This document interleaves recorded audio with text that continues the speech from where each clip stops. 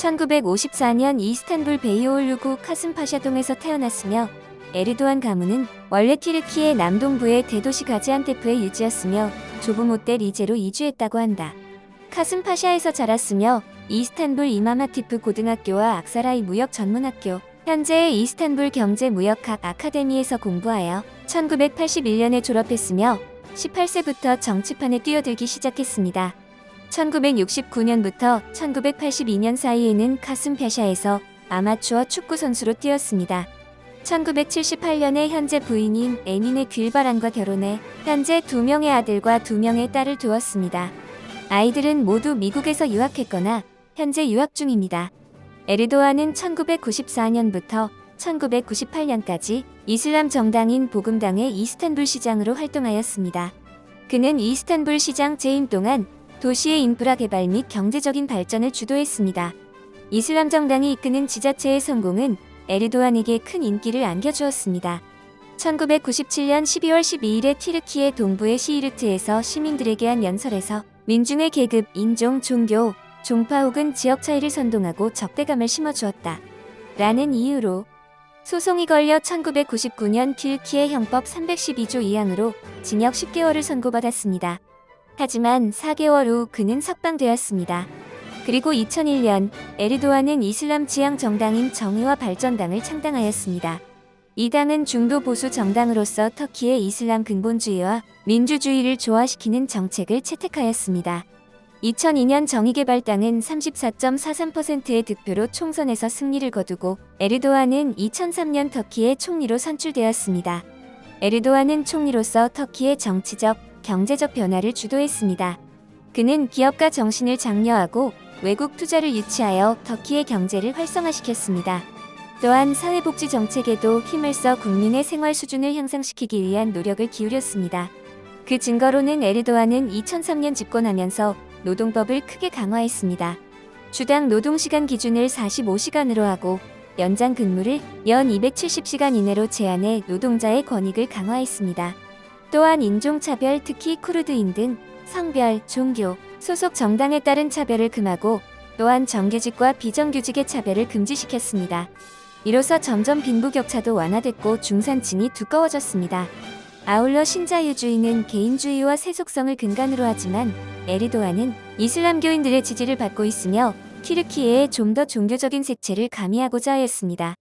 하지만 에르도안은 또한 논란이 많은 인물로 여겨지기도 합니다. 그의 지도력이 강해지면서 터키의 정치적 분위기가 점차 자유로운 공동체에서 중앙 집권적인 체제로 변화하고 있다는 비판을 받았습니다. 지지가 높아지면서 언론 통제를 가하고 은근슬쩍 이슬람주의적인 정책을 편다는 것입니다.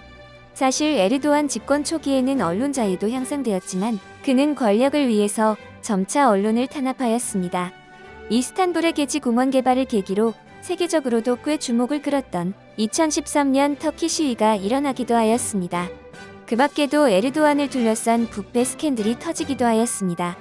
이로 인하여 언론의 자유와 인권 문제에 대한 우려가 제기되기도 했습니다. 에르도안은 총리 임기가 끝나가자 2010년 국민투표를 통해 헌법을 개정해 대통령을 간선제에서 직선제로 바꿔 실제로 권력을 행사할 수 있게 바꿨습니다. 그리고 2014년 대선에 나가서 대통령으로 당선되었습니다.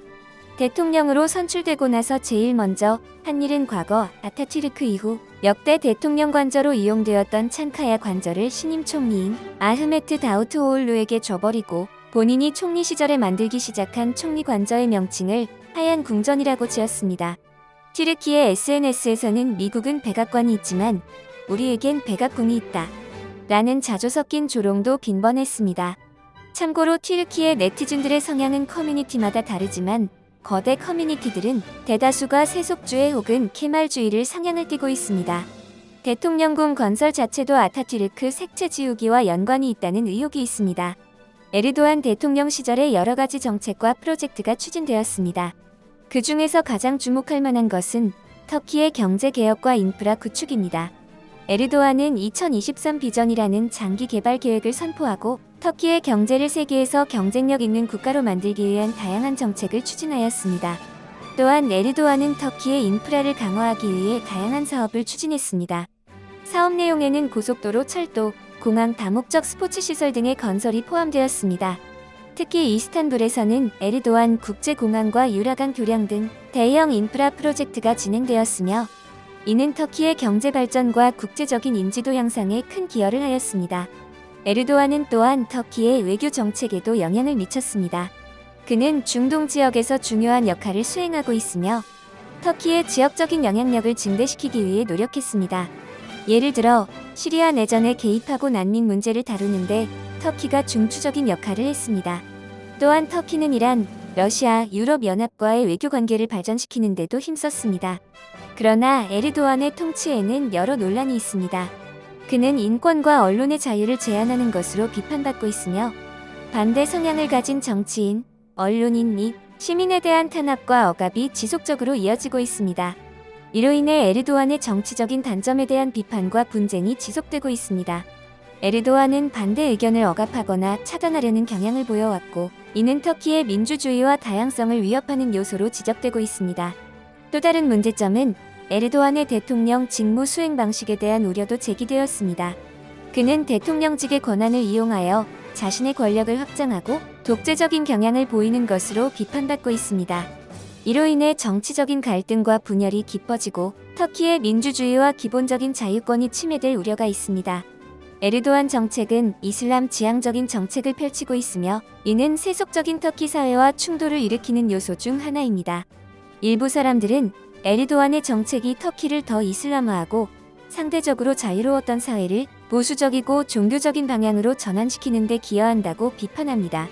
에르도안은 자신이 재집권하기 위해 2017년 개헌 국민투표의 가결 이후 2019년에 시행되기로 되어 있던 대통령 중심제 하의 첫 대선을 2018년 6월로 앞당겼습니다. 표면상 50%가 넘는 높은 지지율을 바탕으로 확실한 승리를 거두기 위해서로 보였습니다. 공화인민당과 인민민주당은 장기 집권을 획책하려는 독재자라며 반발하였습니다. 그러나 2018년 6월 24일 치러진 대통령 선거와 국회의원 총선 통합선거에서 에르도안은 대선에 출마하여 53.2%의 득표율로 결선 투표 없이 당선을 확정지었습니다. 영상을 재미있게 보셨다면 구독, 좋아요. 재미없으셨다면 이건 어떨까요?